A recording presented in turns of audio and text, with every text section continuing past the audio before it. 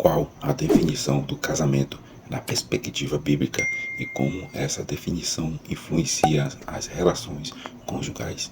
Quais são os princípios bíblicos que orientam o tratamento entre marido e mulher dentro do casamento?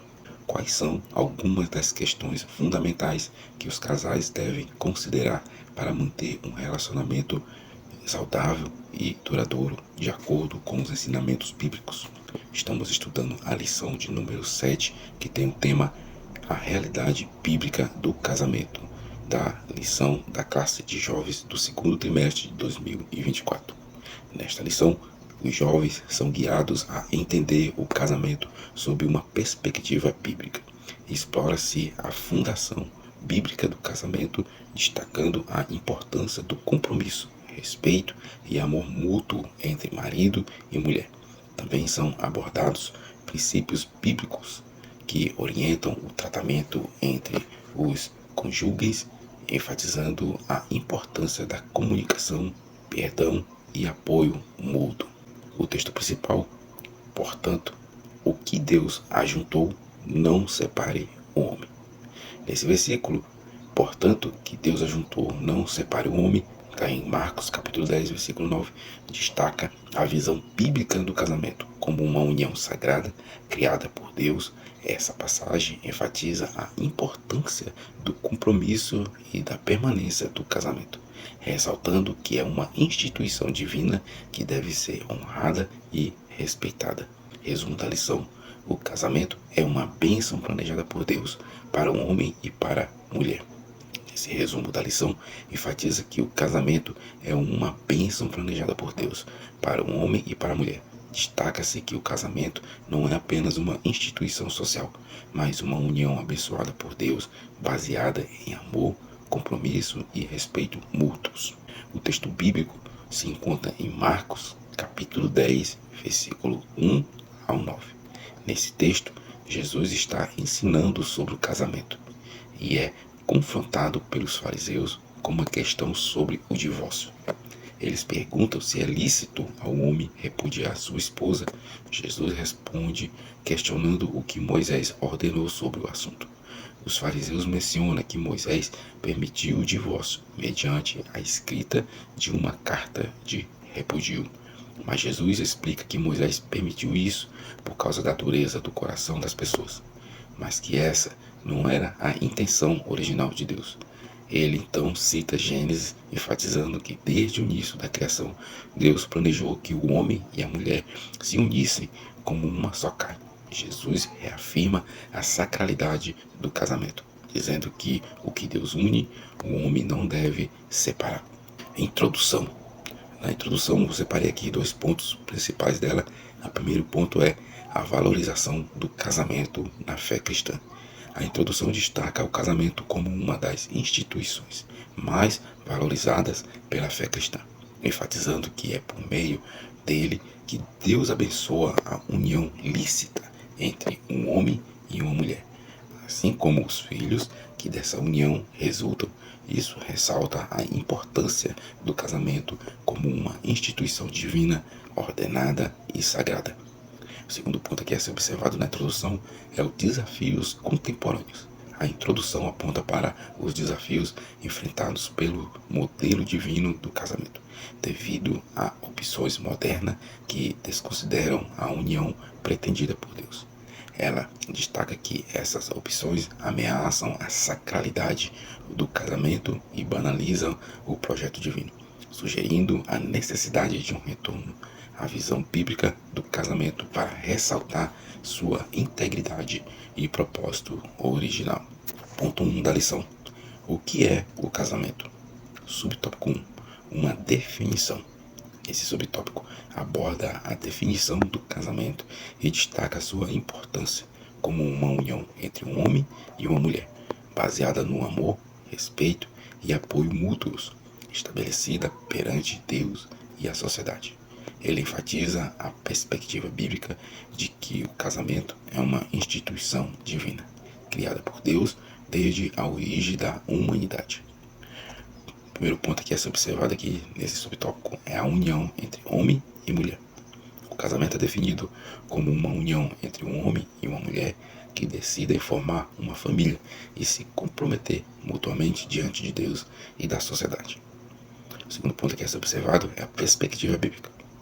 O subtópico ressalta que a definição do casamento, conforme a palavra de Deus, requer a união entre um homem e uma mulher, refletindo a criação divina original, na qual Deus fez o homem e a mulher para se ajuntarem e se complementarem.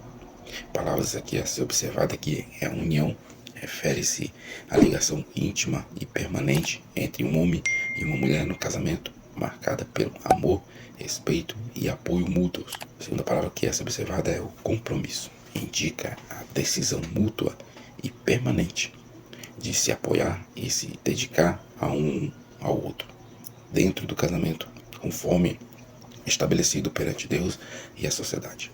A terceira palavra que é a ser observada é criação. Remete à visão bíblica do casamento como uma instituição divina ordenada desde a criação original, na qual Deus criou o homem e a mulher para formarem uma união sagrada e complementar. Subtópico 2. Deus e o casamento. Nesse subtópico aborda-se o papel de Deus no casamento e a importância de seguir os princípios estabelecidos por ele para as relações conjugais. Destaca-se que Deus não apenas instituiu o casamento, mas também estabeleceu os padrões para o relacionamento entre o casal, esperando fidelidade, cuidado mútuo e respeito. Dois pontos aqui a ser observado é a participação de Deus no casamento. O subtópico ressalta que Deus não apenas instituiu o casamento, mas também participa dele, estabelecendo princípios para o comportamento do casal, como fidelidade e cuidado mútuo. O segundo ponto que é observado é consequências da infidelidade. Destaca-se que a infidelidade conjugal é vista como uma violação séria da aliança estabelecida por Deus, podendo resultar na rejeição divina e na falta de bênção sobre a vida da pessoa infiel. Palavras aqui a ser observada é fidelidade. Refere-se ao compromisso de permanecer fiel ao cônjuge e à aliança matrimonial, seguindo os princípios estabelecidos por Deus para o casamento. A segunda palavra aqui é respeito. Indica a consideração e cuidado mútuo entre os cônjuges, conforme os padrões estabelecidos por Deus para as relações conjugais. A terceira palavra que é ser observada é consequências. Remete às implicações, tanto positivas quanto negativas, das ações dentro do casamento, destacando que a infidelidade pode resultar em consequências graves, incluindo a rejeição divina. Subtópico 3. A bênção de Deus para aqueles que se casam. Nesse subtópico é abordada a bênção de Deus para aqueles que se casam, destacando a importância da família e da descendência como parte dessa bênção divina. Dois pontos aqui a ser observado. O primeiro ponto é a propagação da humanidade. Destaca-se que a partir da união do primeiro casal, Adão e Eva, a humanidade se propagou, demonstrando a bênção de Deus para o casamento, através da capacidade de gerar descendentes. O segundo ponto que é observado é filhos como bênção divina. O subtópico ressalta que a palavra de Deus considera os filhos como uma bênção, citando passagens que enfatizam a importância e o valor dos filhos como herança do Senhor. Palavras aqui a ser observada, a primeira é descendência, refere-se à prole gerada a partir da união marital, destacando a continuidade da família e da linhagem como parte da bênção de Deus para o casamento. A segunda palavra que é observada é bênção, indica a manifestação do favor indivíduo sobre aqueles que casam, evidenciada pela capacidade de gerar filhos e pela preservação da família. E a terceira palavra que é filhos, remete ao descendente nascido da união conjugal, considerados uma bênção e uma herança do Senhor, conforme ensinamentos bíblicos. Ponto 2 da lição: o tratamento entre o casal. Subtópico 1.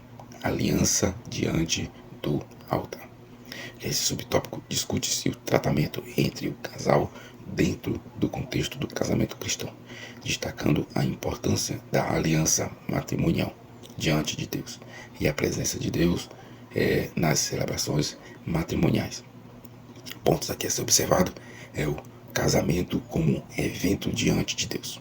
O subtópico ressalta que para o cristianismo o casamento é um evento celebrado diante de Deus, enfatizando a importância da presença divina na aliança matrimonial e na vida do casal. O segundo ponto que é ser observado é a importância da presença de Jesus. Destaca-se que a presença de Jesus em uma cerimônia de casamento, como demonstrado no relato do casamento em Caná, ressalta a importância de incluir Cristo na decisão matrimonial e na vida conjugal. A primeira palavra que é a ser observada é aliança. Refere-se ao compromisso solene estabelecido entre o casal diante de Deus, destacando a importância da fidelidade e do respeito mútuo dentro do casamento cristão. Celebração é a segunda palavra. Indica o evento festivo e solene que marca o início da vida conjugal, enfatizando a importância de celebrar o casamento diante de Deus e da comunidade cristã. A terceira palavra aqui é presença. Remete à importância da presença de Jesus na vida do casal e na celebração do casamento, evidenciando a centralidade de Cristo na aliança matrimonial e na vida conjugal. Subtópico 2. O trato com a esposa. Nesse subtópico, aborda-se o tratamento do marido para com a esposa dentro do contexto matrimonial cristão, destacando os princípios estabelecidos por Deus para essa convivência. O primeiro ponto que é observado é o amor. Destaca-se que os maridos são instruídos a amar suas esposas, da mesma maneira que Cristo amou a igreja, estabelecendo um padrão elevado de amor sacrificial e incondicional. O segundo ponto que é observado é honra e proteção.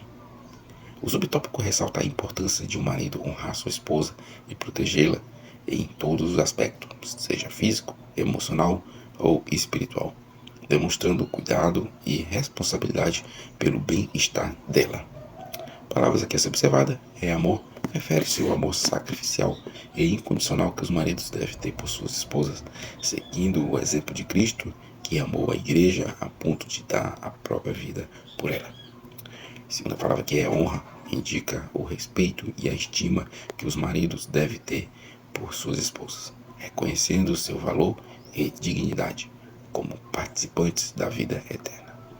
A terceira palavra que é proteção, remete ao cuidado e à responsabilidade do marido em proteger sua esposa em todos os aspectos, garantindo sua segurança física, emocional e espiritual dentro do casamento. Subtópico 3. A mulher e o trato com seu esposo. Este subtópico aborda-se o tratamento que a esposa deve dispensar ao seu esposo de acordo com os princípios estabelecidos por Deus para o relacionamento matrimonial. O primeiro ponto aqui a ser observado é honra e respeito. Destaca-se que a esposa deve honrar e respeitar seu marido, reconhecendo sua autoridade como líder do lar e mostrando consideração por suas decisões e liderança. O segundo ponto que é observado é submissão como cooperação. O subtópico ressalta que a submissão da esposa ao seu marido não implica em inferioridade, mas sim em cooperação harmoniosa dentro do casamento, onde ambos desempenham papéis complementares. Palavras aqui a ser observada, a primeira é honra, refere-se à estima e ao respeito que a esposa deve ter por seu marido, reconhecendo sua posição como líder do lar e valorizando suas decisões e liderança. A segunda palavra aqui é respeito, indica a consideração e a deferência de a esposa deve demonstrar ao seu marido, mostrando reconhecimento por sua autoridade e papel no casamento. A terceira palavra que é ser observada é submissão. Remete à disposição da esposa de cooperar e apoiar seu marido, seguindo sua liderança dentro do casamento, em uma relação de colaboração e harmonia. Ponto 3 da lição. Outras questões sobre o casamento. Subtópico 1. A morte encerra o casamento. Nesse subtópico são abordadas outras questões relevantes relacionadas ao casamento, incluindo o término da aliança matrimonial pela morte de um dos cônjuges e a importância de seguir princípios espirituais na escolha do parceiro. O primeiro ponto que é observado aqui nesse subtópico que eu separei é permanência da aliança até a morte. Destaca-se que o casamento é uma aliança sagrada que só termina com a morte de um dos cônjuges. Conforme ensinado pelo apóstolo Paulo, ele também recomenda que os viúvos e os solteiros se casem no Senhor, priorizando princípios espirituais na escolha do parceiro. O segundo ponto que é observado é a importância da fé compartilhada. O subtópico ressalta a importância de escolher um parceiro que compartilhe da mesma fé cristã, enfatizando que o casamento harmonioso deve ser pautado em princípios espirituais e não apenas em atrativos físicos. Palavras aqui a ser observadas é a permanência, é a primeira. Refere-se à continuidade e estabilidade da aliança matrimonial que perdura até a morte de um dos cônjuges, destacando a seriedade e o compromisso do casamento. A segunda palavra que é observada é fé, indica a importância de compartilhar da mesma fé cristã com o parceiro, reconhecendo que a harmonia do casamento é promovida por princípios espirituais e valores compartilhados. A terceira palavra que é observada é princípios, remete às diretrizes e valores espirituais fundamentais para o casamento, enfatizando a necessidade de seguir os ensinamentos da palavra de Deus na escolha do parceiro e na construção de um relacionamento saudável e duradouro. Tópico 2. O divórcio. Nesse subtópico é discutido o tema do divórcio, destacando que, embora seja uma prática reconhecida pela lei dos homens, não era o plano original de Deus para a união matrimonial. Pontos aqui a ser observado aqui, o primeiro é a natureza do divórcio. O subtópico ressalta que o divórcio, embora seja reconhecido pela lei dos homens, não faz parte do plano original de Deus para o casamento, mas era uma prática comum nos tempos bíblicos devido à dureza de coração das pessoas. O segundo ponto aqui a ser observado é a exceção para o divórcio. É mencionado que Jesus estabeleceu uma exceção para o divórcio em caso de relações sexuais ilícitas, destacando que essa prática não deveria ser trivializada e quebrada a aliança, tanto com Deus quanto com o cônjuge. Palavras aqui a ser observadas é divórcio. Refere-se ao término da união conjugal pela lei dos homens, destacando que, embora seja reconhecida pela sociedade, não era o plano original de Deus para o casamento. A segunda palavra aqui é a exceção. Indica a condição estabelecida por Jesus para o divórcio em caso de relações sexuais ilícitas, ressaltando que essa prática não deve ser trivializada e quebrava a aliança matrimonial. A terceira palavra aqui é a aliança. Remete ao compromisso e à ligação sagrada estabelecida por Deus no casamento, destacando que o divórcio representa uma quebra não apenas da união entre o casal, mas também da aliança com Deus. Subtópico 3. Morar juntos. Nesse subtópico aborda-se a prática de morar juntos como uma alternativa do casamento formal, destacando suas implicações sociais e espiritual. O primeiro ponto que é observado aqui nesse subtópico que eu separei é o casamento dispensável. O subtópico ressalta que muitas pessoas consideram o casamento dispensável, optando por morar juntos, como uma forma de relacionamento alternativo ao casamento formal. O segundo ponto aqui a ser observado é a fornicação espiritual. É mencionado que, do ponto de vista espiritual, a prática de morar juntos, sem um compromisso formal diante de Deus e da sociedade, é considerada fornicação, pois envolve a prática sexual fora do contexto do casamento. Palavras aqui a ser observadas aqui, a primeira é morar juntos. Refere-se à prática de viver em união estável sem um casamento formal, destacando uma alternativa ao compromisso matrimonial perante Deus e a sociedade. A segunda palavra que a ser observada é a fornicação. Indica a prática sexual fora do contexto do casamento, considerada como uma violação dos princípios morais e espirituais estabelecidos por Deus. A terceira palavra aqui é compromisso. Remete à responsabilidade e ao comprometimento envolvidos no casamento formal, destacando a importância de assumir um compromisso diante de Deus e da sociedade para a união conjugal. Subtópico 4. A bigamia, a poligamia e o concubinato. Nesse subtópico são discutidas a bigamia a poligamia e o concubinato como modelos alternativos ao casamento monogâmico estabelecido por Deus. A bigamia refere-se ao ato de contrair um novo matrimônio sem que o anterior tenha sido encerrado legalmente, destacando uma prática contrária às leis divinas e sociais. O segundo ponto que é observado é poligamia. Indica a condição em que uma pessoa tem mais de um cônjuge ao mesmo tempo.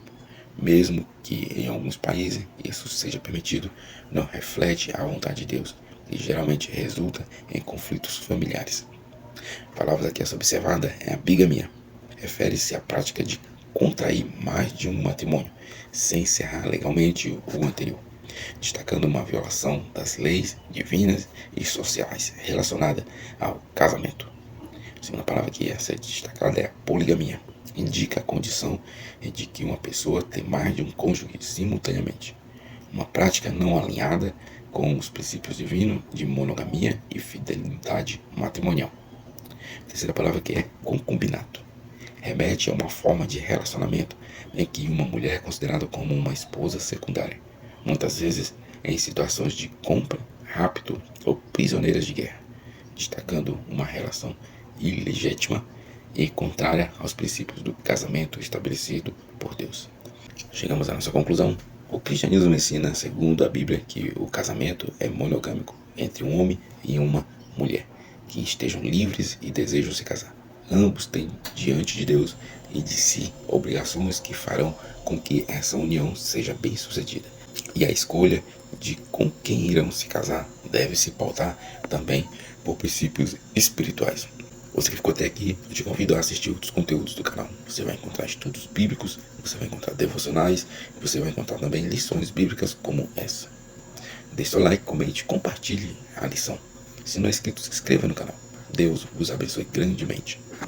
Você sabe o significado do nome de Deus em hebraico, o tetragrama Yahweh? Hoje estaremos explorando e conhecendo o significado do nome de Deus. Yahweh ou Yahvé é um nome hebraico com o qual Deus se identificou a Moisés no monte Horebe. Êxodo 3:14. O tetragrama sagrado, que na pronúncia original era Yahvé, é formado por 4 consoantes e significa eu sou o que sou ou serei o que serei. O verdadeiro nome de Deus, Yahvé, significa eu sou o que sou ou serei quem serei. A abrangência desse nome impede de nos limitar ou rotular a Deus nos termos simples que qualquer explicação humana entende. Isso pressupõe que o nome expressa a essência e as características de Deus e que ele manifesta ações à natureza do seu nome. E o primeiro ponto que nós vamos ver, a característica é Deus é o eterno, sem princípio, sem fim. O Senhor é autoexistente, é aquele por meio de quem todas as coisas que existem passaram a existir. Ele é aquele que sempre foi e será eternamente. Segundo, Deus é imutável. Nós somos e lidamos com coisas estáveis e desequilibradas em muitos aspectos, mas Deus é invariável e constante. Apesar de toda mudança, Deus é permanente. Terceiro, Deus é absoluto e independente. É autossuficiente, todo-poderoso, grandioso em amor e misericórdia. O Senhor cumpre a sua promessa de salvação aos que creem. Quarto, Deus é incompreensível. Apesar de se revelar e se relacionar com sua criação, Deus é inexplicável, insondável, digno de reverência e admiração, pois está muito acima da compreensão humana. E sexto, Deus é um único e sem igual. O Senhor não se compara a ninguém, nem a outro Deus, egípcio ou outros povos. É um supremo criador do universo e sustentador de todas as coisas. A origem do nome Yahvé.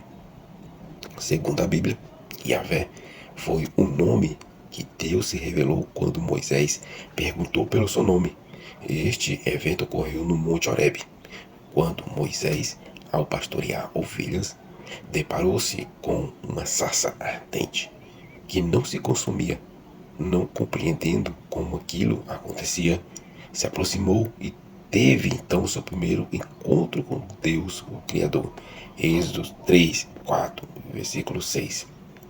Na passagem de Êxodo 3, Deus relata a Moisés sobre o seu plano de libertar os hebreus do Egito. Assim, ele cumpria sua promessa na aliança feita com Abraão, Isaque e Jacó. Êxodo 2, versículo 23 e o 25. Deus enviou e encorajou Moisés a falar ao povo judeu e a Faraó. Mas Moisés ainda não conhecia bem o Deus de seus antepassados. Por isso perguntou-lhe qual era o nome do Senhor que lhe falava. O verbo ser no hebraico, Hayá ou Reyé, na primeira pessoa do singular, possui mesma raiz verbal do tetragrama Yahvé. Assim, pela semelhança, Yahvé tanto pode ter ser derivado da semelhança do termo ser, como pode ter sido usado como recurso linguístico pretendido pelo Senhor. Na Bíblia hebraica, esses termos escritos originalmente em hebraico antigo não possuem vogais. Além disso, a pronúncia do nome de Deus quase se perdeu exatamente por não ser pronunciado. Por norma, Yahvé era substituído por títulos como Adonai, Senhor, e outras especificações divinas atribuídas a Deus, Elohim, o nome, e etc. Posteriormente, com a introdução das vogais de Adonai e acentos massoréticos, são os sinais abaixo e acima das letras, tentou-se registrar a pronúncia do nome divino. Essas alterações lembravam aos leitores que deviam ler dizer Adonai em vez de Yahvé. As variantes de Yahvé. O Tanakh corresponde ao Antigo Testamento da Bíblia protestante, sem os livros deuterocanônicos. Na Bíblia católica foi escrito em hebraico antigo. Neste registro linguístico, as palavras não tinham vogais, e a pronúncia destas era reconhecida apenas pelo uso da oralidade. As principais causas para a proibição do uso de Yahvé, tanto na fala, leitura, como na escrita, foram: primeiro, reverência ao nome de Deus, e segundo, a interpretação literal do mandamento de não se usar o nome de Deus em vão. Êxodo 20, versículo 7. Até os copistas e tradutores só faziam a cópia ou tradução do tetragrama depois de se purificarem, trocarem de tintas da caneta. Tamanho era o respeito pelo nome de Deus. Substituição e traduções de Yahvé. Esse nome divino, em particular, era considerado tão sagrado e reverenciado pelos judeus que deixou de ser pronunciado, salvo em raras ocasiões muito solenes. Tradicionalmente, nas leituras públicas, o tetragrama era substituído por Adonai, ou Senhor, ou Hashem, o nome. Este comportamento também foi adotado por copistas e tradutores nas diferentes línguas. Na Septuaginta, a tradução grega da Bíblia hebraica, Yahvé, foi substituída pela palavra Kurios, o Senhor, equivalente direto de Adonai, Senhor. Em meados do século X d.C., os massoretas, escribas judeus, introduziram as vogais de Adonai a Yahvé, com a finalidade de lembrar ao leitor que deveria substituir o nome sagrado por Deus com o passar do tempo. A pronúncia original foi se perdendo a razão pela qual não se pode definir com exatidão como eram as vogais do tetragrama. Por isso, atualmente, Yahvé possui tantas traduções possíveis: Yahvé, Yahô, Jeová, Javé, Yahvé, Yehoah, Yehoah e etc. Ocorrências de Yahvé na Bíblia. No início ao fim das Escrituras, as inúmeras ocorrências de nomes e títulos referentes ao Senhor Deus, progressivamente, o Deus de Abraão, e Isaac e de Jacó, se deu a conhecer como um único Deus inigualável, como aquele que é intemporal e que age soberanamente. Antigo Testamento. Ao longo do Antigo Testamento, existem inúmeras ocorrências da expressão Yahvé, inclusive combinada em nomes compostos, remetendo a atributos específicos de Deus. Primeiro, Jeová Sabaote, Senhor dos Senhores, Salmos 84:12. Jeová Jireh, o Senhor proverá, Gênesis 22:14. Jeová Shalom, o Senhor é paz, Juízes 6:24. Jeová Rafá, o Senhor que cura, Êxodo 15:26. Jeová Tissidquedam, o Senhor é nossa justiça, Jeremias 23:6. Jeová Chamar, o Senhor está aqui, Ezequiel 48:35. Jeová Nissi, o Senhor é a minha bandeira, Êxodo 17:5. No Novo Testamento, segundo o Evangelho, o próprio Deus veio ao mundo na pessoa do Filho Jesus Cristo, ao manifestar a existência divina em carne, Colossenses 2:9. Jesus revogou para si mesmo a identidade como Yahvé. Ele mesmo se afirmou como o Eu Sou em diversas ocasiões. Eu sou o caminho, a verdade e a vida, João 14:6. Eu sou o bom pastor, João 10:11. Eu sou a luz do mundo, João 8:12. Eu sou o pão da vida, João 6:35. Eu sou a videira verdadeira, João 15:1. Eu sou a porta, João 10:7. Eu sou o alfa e o ômega, o primeiro e o último, o princípio e o fim, Apocalipse 22:13. Uma das ocasiões mais emblemáticas da autoidentificação de Jesus com o Eu Sou está relatada em Evangelho de João 8, versículo 28 ao 58. Jesus respondeu: em verdade lhe digo, que antes que Abraão existisse, eu sou. João 8:58. Ao ouvirem a associação que o Senhor Jesus fez com o próprio Deus, os judeus pegaram em pedras para apedrejá-lo, porque compreenderam que Jesus estava se apropriando do nome do Altíssimo Deus Criador. E de fato ele é o Senhor. Por isso também Deus o exaltou sobremaneira e lhe deu um nome que está acima de todo nome, para que ao nome de Jesus se dobre todo o joelho, nos céus, na terra e embaixo da terra, e toda língua confesse que Jesus Cristo é Senhor, para a glória de Deus Pai. Filipenses 2, versículo 9 a 11. Você ficou até aqui, te convido a assistir outros conteúdos do canal. No canal você vai encontrar devocionais, você vai encontrar lições da Escola Bíblica Dominical e você também vai encontrar estudos como esse.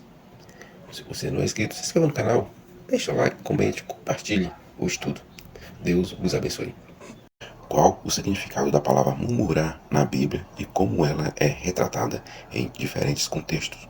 Como a murmuração afetou a primeira geração e impediu que eles alcançassem a terra prometida, conforme descrito na Bíblia? Porque a murmuração é considerada um pecado que impede as pessoas de entrarem na Canaã celestial de acordo com as crenças religiosas. Estamos estudando a lição número 7 da classe de adultos do segundo trimestre, o perigo da murmuração. Essa lição explora o conceito de murmuração conforme descrito na Bíblia, destacando seu significado e suas consequências. Examina como a murmuração afetou a primeira geração de israelitas, impedindo-os de entrar na terra prometida. e destaca a importância de evitar esse comportamento como um pecado que impede as pessoas de alcançar a Canaã celestial. A lição busca oferecer lições sobre como lidar com a murmuração em nossas próprias vidas, como cultivar uma atitude de gratidão e confiança em Deus. O texto áureo: não murmureis, como também alguns deles murmuraram e pereceram pelo destruidor. 1 Coríntios 10:10. Nesse texto, adverte contra a murmuração, lembrando-nos do exemplo dos israelitas no deserto, que murmuraram e pereceram. Ele nos instiga a evitar esse comportamento que pode levar à destruição espiritual. A verdade prática: a prática da murmuração enfraquece a vida espiritual, acaba com a comunhão da igreja local e nos impede de desfrutar da promessa de Deus. A leitura bíblica em classe se encontra em Êxodo, capítulo 16, versículo 1 ao 7. 1 Coríntios, capítulo 10, versículo 10 e 11. Conforme eu já falei em outras lições, esse tipo de leitura é conhecida como leitura quebrada. Você repara que não está o capítulo todo, só está um trecho e já pula para outro capítulo de outro livro e de outros versículos. Então, para você entender a lição, leia o capítulo todo para entender o contexto da lição.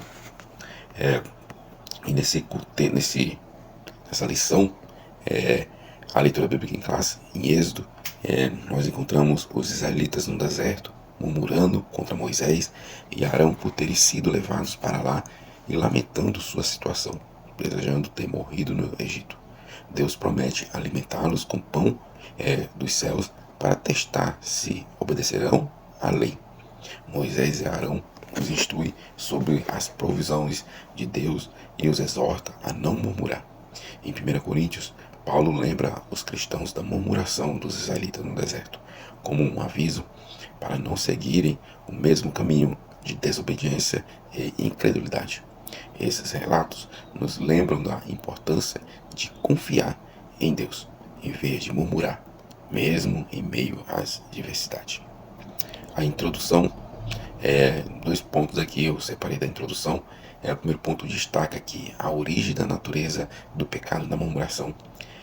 A introdução enfatiza que a murmuração pode ser tanto uma influência maligna externa quanto uma manifestação interna de nossas próprias fraquezas. Discute-se como a murmuração muitas vezes surge da incredulidade e como esses 2 pecados estão intimamente relacionados, sugerindo que a murmuração é um sintoma da falta de confiança em Deus. O segundo ponto que é observado é o foco na importância de evitar a murmuração. Nessa introdução, ressalta a gravidade da murmuração ao afirmar que ela pode levar à queda espiritual. Destaca-se a instrução do apóstolo Paulo em Filipenses, capítulo 2, versículo 14, para fazer todas as coisas sem murmurações, indicando a importância de estudar os perigos da murmuração e aprender a superá-lo para manter uma vida espiritual e saudável. Ponto 1 da lição: a murmuração na Bíblia. Subtópico 1: o que é murmurar? Neste subtópico, explora-se o conceito de murmuração na Bíblia, fornecendo uma análise das principais palavras hebraicas e gregas relacionadas a esse comportamento pecaminoso. É destacado como um ato de murmurar, envolve resmungar, reclamar e manifestar descontentamento, oposição e até mesmo conspiração contra Deus e líderes espirituais como Moisés e Arão. 2 pontos a ser observado aqui nesse subtópico. Primeiro é definição de murmuração na Bíblia. Este ponto destaca as principais palavras hebraicas e gregas associadas à murmuração, revelando sua variedade de significados que inclui resmungar, reclamar, meditar e até mesmo conspirar secretamente. Isso ajuda a compreender a complexidade desses comportamentos e suas ramificações na vida espiritual e comunitária. O segundo ponto que é observado é características do murmurador. Outro ponto importante abordado é descrito das características do murmurador, que são marcadas pelo descontentamento, queixas e oposição, mesmo em relação a Deus e a liderança espiritual. Exemplos bíblicos, como um incidente envolvendo Moisés e Arão, ilustram como a murmuração pode se manifestar contra a autoridade divinamente estabelecida. 3 palavras aqui a ser destacadas. A primeira é descontentamento. Refere-se ao estado de insatisfação ou falta de contentamento com a situação atual. Uma característica central do murmurador que constantemente expressa sua insatisfação.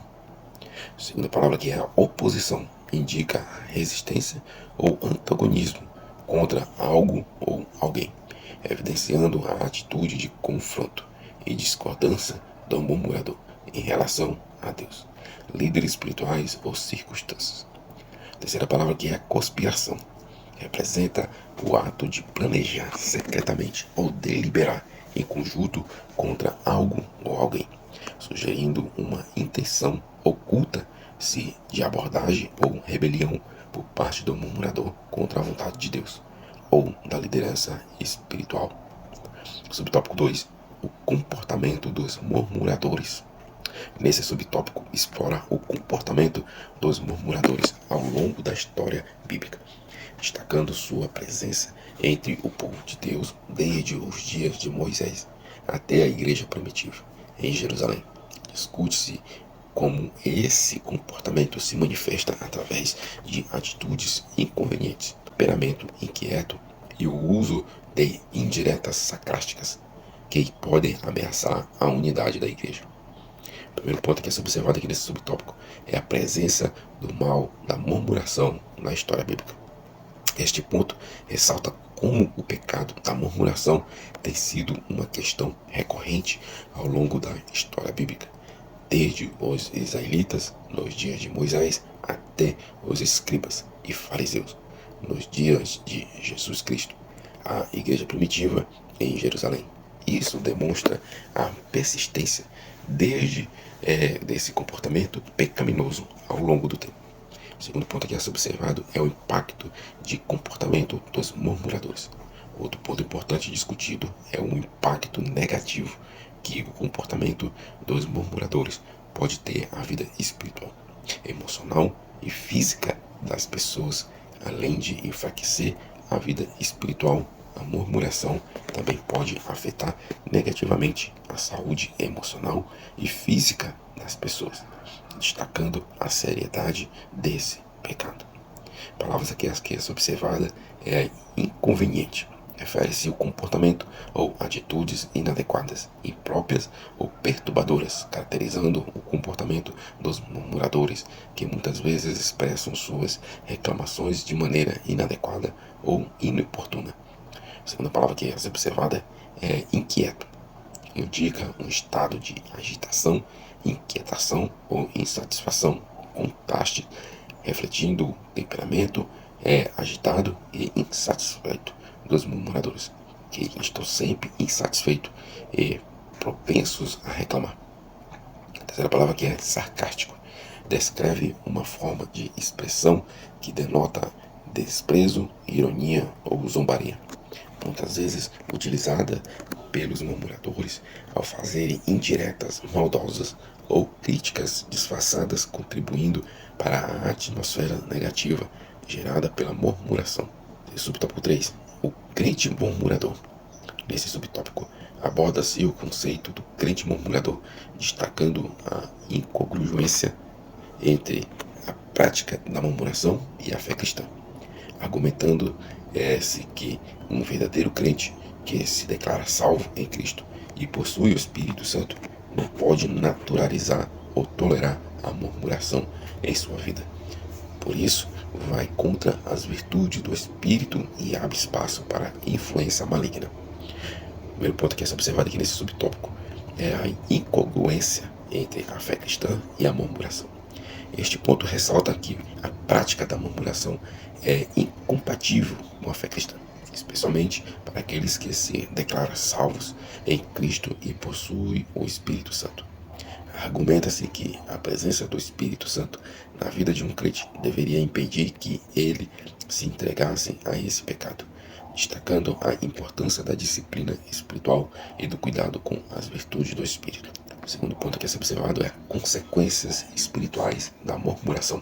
Outro ponto abordado é o impacto espiritual negativo que a murmuração pode ter na vida do crente. Argumenta-se que, ao se tornar um murmurador, o crente se torna um instrumento nas mãos do maligno, permitindo que o diabo o domine e use para frustrar a obra de Cristo no mundo. Destaca-se que a alma do crente murmurador está doente e sua conduta não reflete a alegria, bondade e agradibilidade que deve caracterizar um verdadeiro seguidor de Cristo. Palavras aqui a ser observada, a primeira é incongruência. Refere-se à falta de harmonia ou consistência entre a prática do murmurador e os princípios e valores da fé cristã, evidenciando uma contradição na conduta do crente murmurador. Segundo palavra que é observada é a disciplina. Indica a necessidade de autocontrole, diligência e cuidado espiritual para evitar a prática da murmuração e cultivar as virtudes do Espírito Santo em sua vida, conforme destacado em Gálatas 5,16. Terceira palavra aqui é consequências. Refere-se aos resultados espirituais negativos que podem advir da murmuração, incluindo a possibilidade de se tornar um instrumento nas mãos do maligno e prejudicar a obra de Cristo no mundo, bem como o impacto na saúde espiritual e emocional do crente. Ponto 2 da lição: murmuração, impedimento da primeira geração à terra prometida. Subtópico 1: a murmuração contra os líderes escolhidos por Deus. Nesse subtópico, explora-se como a murmuração foi um impedimento para a primeira geração de Israel alcançar a terra prometida. Destaca-se como a murmuração contra os líderes escolhidos por Deus, Moisés e Arão, demonstrou uma falta de fé e incredulidade por parte do povo, resultando em impaciência, ingratidão e desrespeito à liderança bíblica. O primeiro ponto que é observado nesse subtópico é a murmuração contra os líderes escolhidos por Deus. Este ponto destaca como o povo de Israel, após experimentar grandes livramentos e milagres liderados por Moisés e Arão, começou a murmurar contra sua liderança, questionando suas decisões e acusando-os de os conduzir à morte no deserto. E isso revela uma falta de confiança e fé na liderança divinamente designada. O segundo ponto que é observado é consequências da murmuração. Outro ponto abordado para as consequências espirituais e comportamento da murmuração. Argumenta-se que aqueles que se entregam à murmuração não podem esperar mais atitudes de bondade, sinceridade e verdade, mas sim demonstra impaciência, ingratidão e desrespeito à liderança bíblica, como observado por atitudes do povo de Israel em relação a Moisés e Arão. A primeira palavra que é observada é incredulidade. Refere-se à falta de fé ou confiança em Deus e em sua liderança, evidenciada pela murmuração do povo de Israel contra Moisés e Arão após experimentarem livramentos de milagre. A segunda palavra que é impaciência. Indica uma falta de tolerância ou paciência diante das dificuldades ou das decisões da liderança, demonstrada pelo povo de Israel ao acusar Moisés e Arão e os conduzirem à morte no deserto. A terceira palavra que é desrespeito.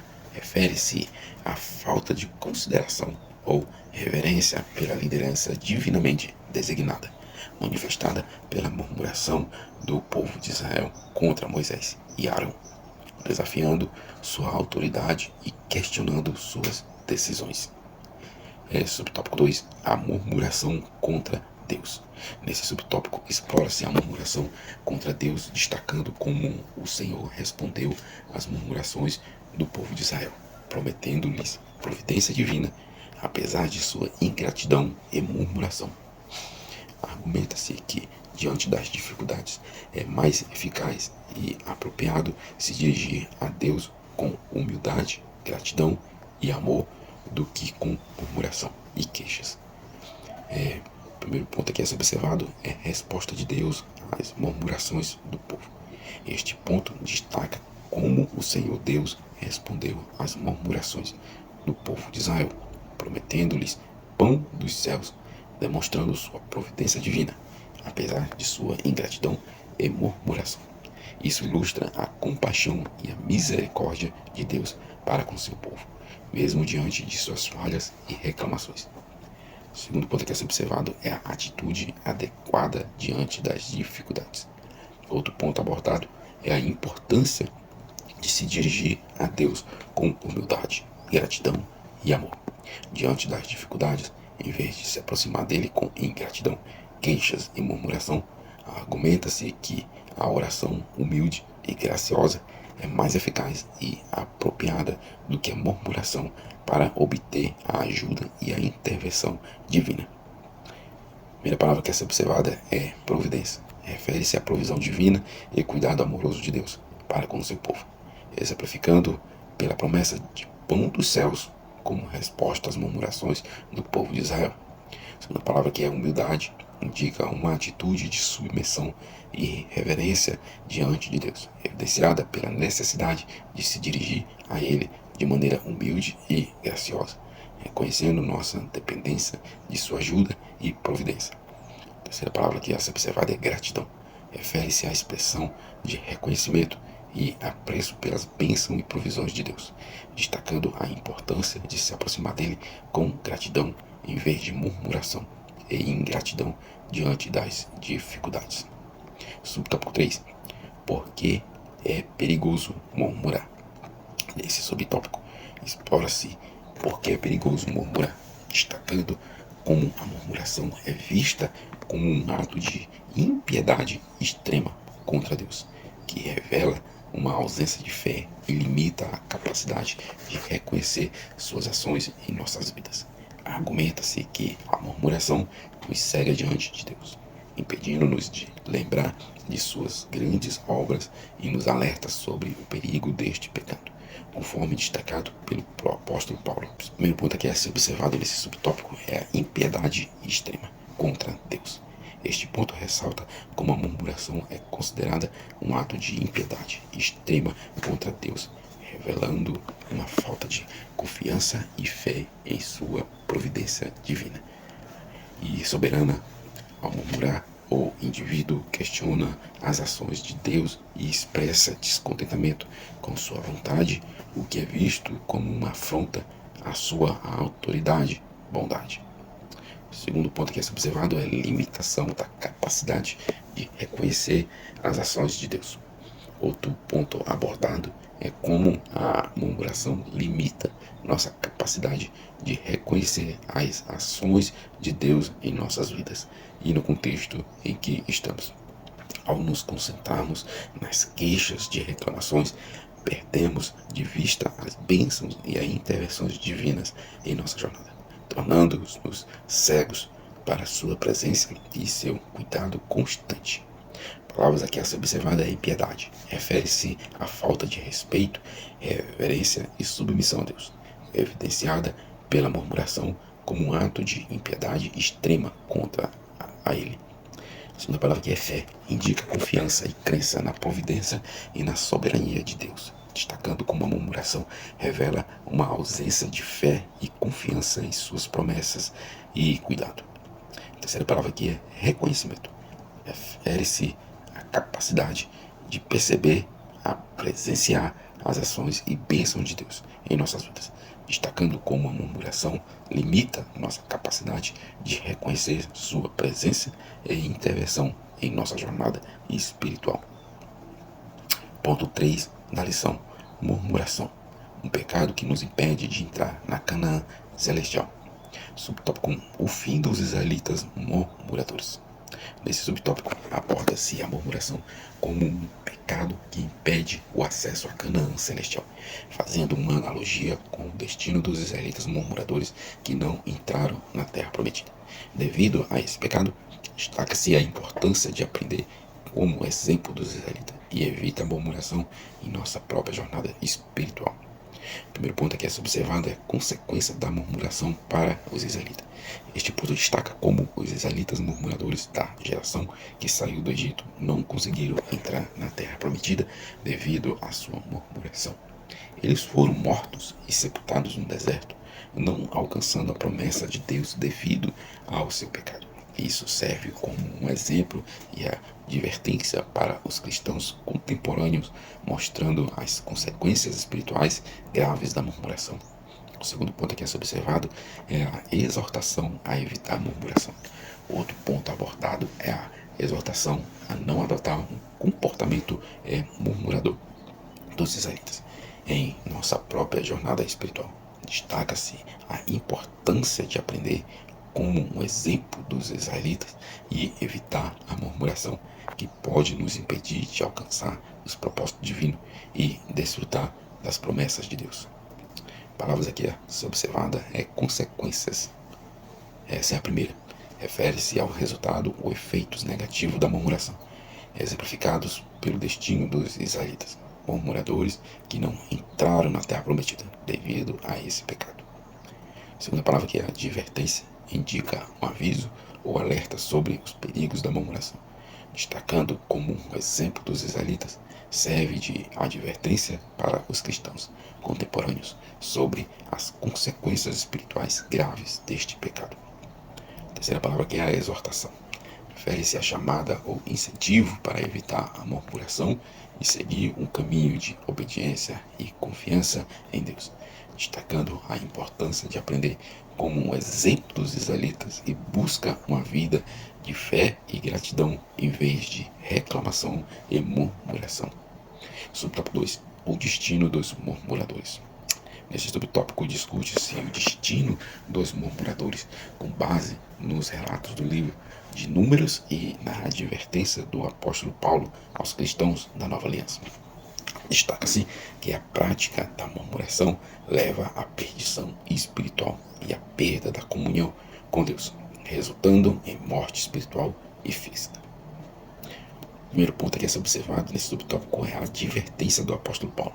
Destaca-se a séria advertência de Paulo aos cristãos da Nova Aliança sobre o perigo da murmuração, fazendo referência aos israelitas no deserto que murmuraram e pereceram pelo destruidor.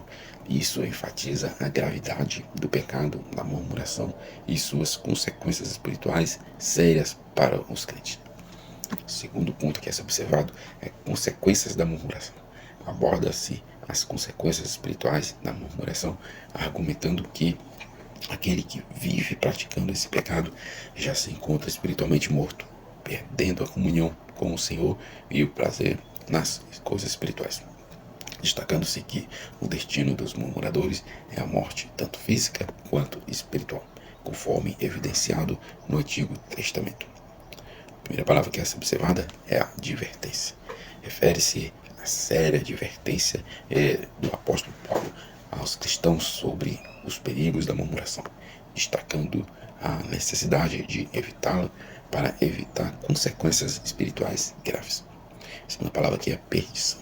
Indica a perda espiritual e física que resulta da prática da murmuração, evidenciando como esse pecado leva à morte espiritual e à separação de Deus. A terceira palavra que é a ser observada é a comunhão. Refere-se à relação íntima e harmoniosa com Deus, destacando como a murmuração prejudica essa comunhão e leva à perda do prazer nas coisas espirituais, afastando o crente da presença e do favor divino. Subtópico 3. Os males da murmuração. Nesse subtópico aborda os males da murmuração, destacando os danos que esse comportamento pode causar na vida da igreja local e no caráter espiritual do indivíduo. Argumenta-se que a murmuração pode trazer desânimo espiritual, contendas comunitárias, rebeldia espirituais, divisões ministeriais, além de ressaltar em mentiras, calúnias e outros pecados que afastam a espiritualidade da vida do crente. O primeiro ponto que é ser observado é o impacto na vida da igreja local. Destaca-se como a murmuração pode afetar negativamente a vida da igreja local, trazendo desânimo espiritual, contendas comunitárias, rebeldias espirituais e divisões ministeriais. Isso resulta na deteriorização da comunhão e da unidade da igreja, prejudicando seu testemunho e sua eficácia no cumprimento da grande comissão. O segundo ponto que é observado é consequências no caráter espiritual. Aborda-se as consequências espirituais da murmuração, evidenciando como esse comportamento resulta em mentiras, calúnias e outros pecados que entristecem o Espírito Santo e afasta sua presença da vida do crente. Destaca-se que aquele que se entrega à murmuração acaba atraindo outro pecado para a sua vida, prejudicando seu relacionamento com Deus e estagnando em seu crescimento espiritual. A palavra aqui a ser observada é desânimo. Refere-se à falta de ânimo ou motivação espiritual causada pela murmuração, destacando como esse comportamento pode minar a vitalidade espiritual na igreja local e os indivíduos. A segunda palavra que é observada indica a separação ou fragmentação da comunidade cristã, causada pela murmuração, resultando em contendas, rebeldias e divisões que prejudicam a unidade e a eficácia da igreja. A terceira palavra que é a ser observada é consequências. Refere-se ao resultado ou efetivos negativos da murmuração, incluindo o afastamento do Espírito Santo, o crescimento de outros pecados e a estagnação espiritual do crente, destacando a importância de evitar esse comportamento para manter a comunhão com Deus e com a igreja. Chegamos à nossa conclusão. Nesta lição vimos o quanto a prática da murmuração é perigosa e destruidora, tanto para a vida espiritual quanto para a vida comunitária da igreja local, ao longo da nossa jornada cristã. Não devemos, pois, ignorar a advertência da palavra de Deus quanto ao pecado da murmuração. Romanos 15:4. Ora, a vontade de Deus é que participemos de suas promessas. Portanto, evitemos o mal da murmuração em nossas casas, igrejas, em qualquer lugar que nos relacionamos com o próximo. Você que ficou até aqui, eu te convido a assistir outros conteúdos do canal. Você vai encontrar estudos bíblicos, você vai encontrar devocionais e você vai encontrar lições da Escola Bíblica Dominical como essa. Se não é inscrito, se inscreva no canal, deixa like, comente, compartilhe a lição. Deus vos abençoe.